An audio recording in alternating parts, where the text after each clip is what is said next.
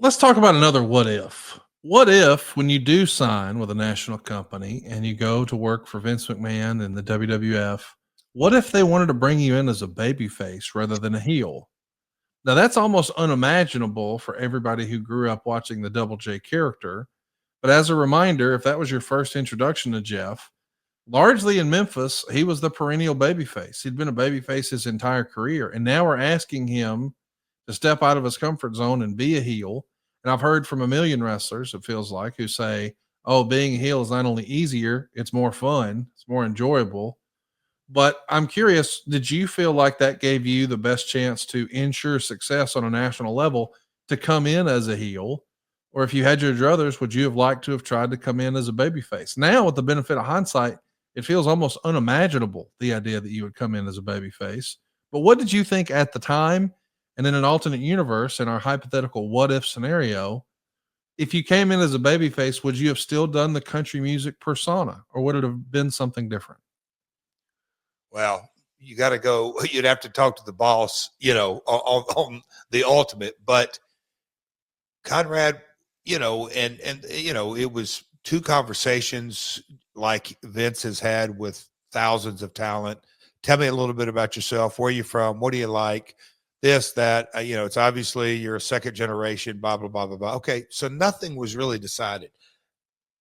I'll really never forget Mo Man telling me, welp, Vince wants you to be a heel.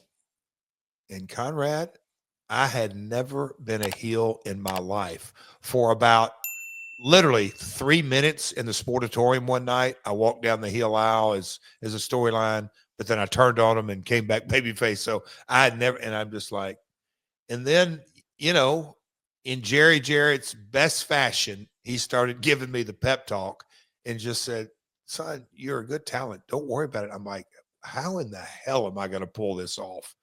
And then,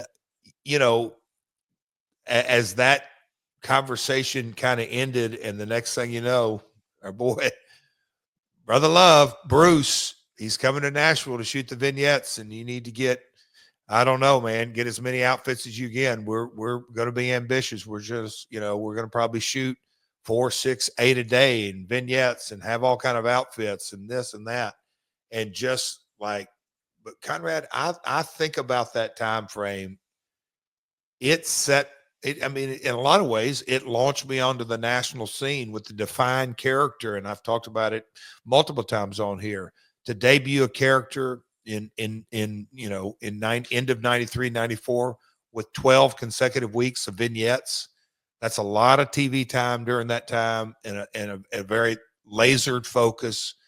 I mean, hell, it goes without saying, an action figure is being sold today based off that character. So, he knew exactly what he saw as a Southern dude, and country music was at a different spot. They call them the hat axe, but it had really, the 80s, you can't say country music was mainstream or pop music.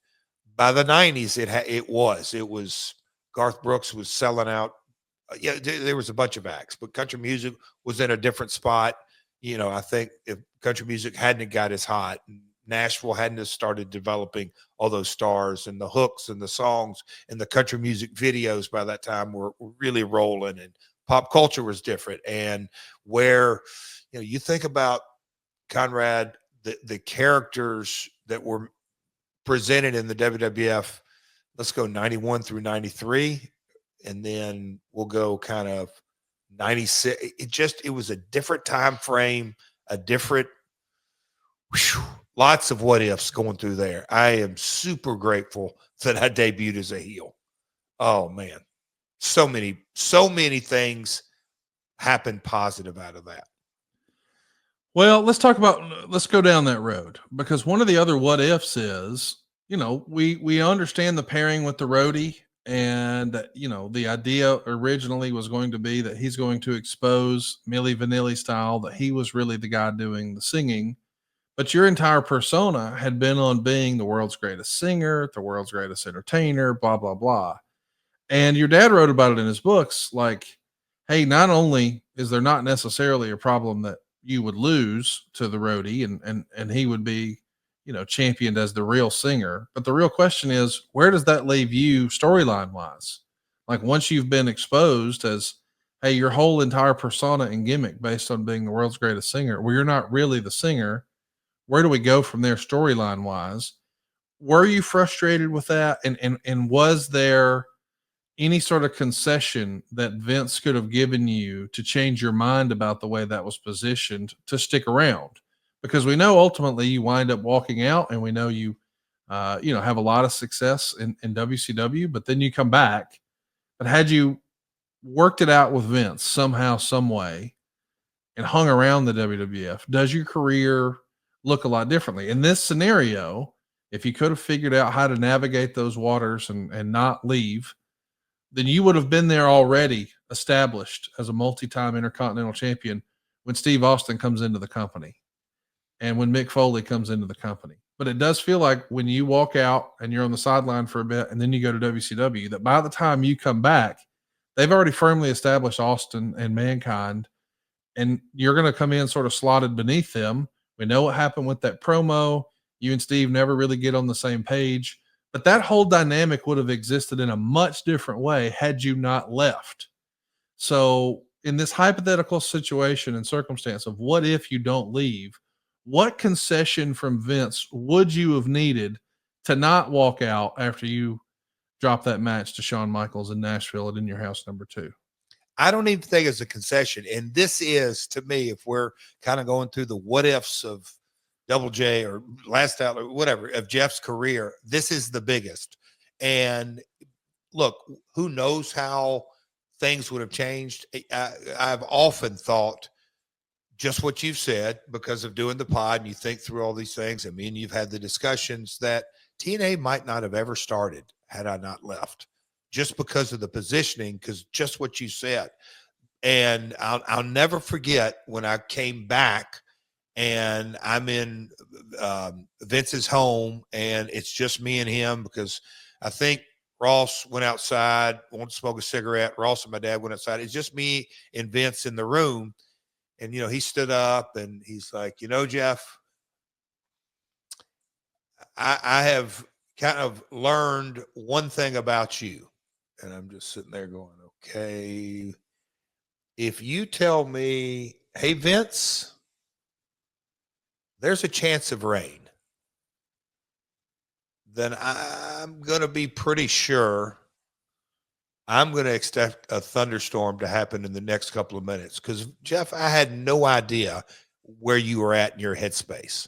And that's on me. To this day, it is on me because of my lack of communication.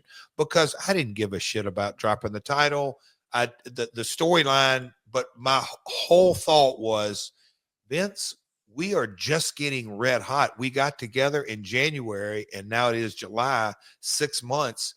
Let us stay together and really build this relationship, and let's go do another song and keep this thing rolling and see where it takes us. I didn't have all the answers. He admitted he didn't either, which I went that day in Nashville. Vince, are you sure you don't want to just kind of, because we're jumping, we're doing full-blown heel here. Can we just kind of move on through? I mean, In Your House pay-per-view, it was a 2-hour pay-per-view. Me and Sean went 20 to 30. The recording was 10 to 15. So I had 45 minutes to an hour of a 2-hour pay-per-view. There was a lot of invested in Double J. I just wanted to just not turn full-blown and keep this thing going. I didn't articulate that enough. I didn't communicate that enough. And so as far as a concession, all I asked was, hey, Vince, do we have to do the turn tonight? Because I think if we wait and really blow this thing out, it will be even bigger. He didn't hear what I was saying because, and look, hindsight's 20/20, but we were in the room when I went back at his house.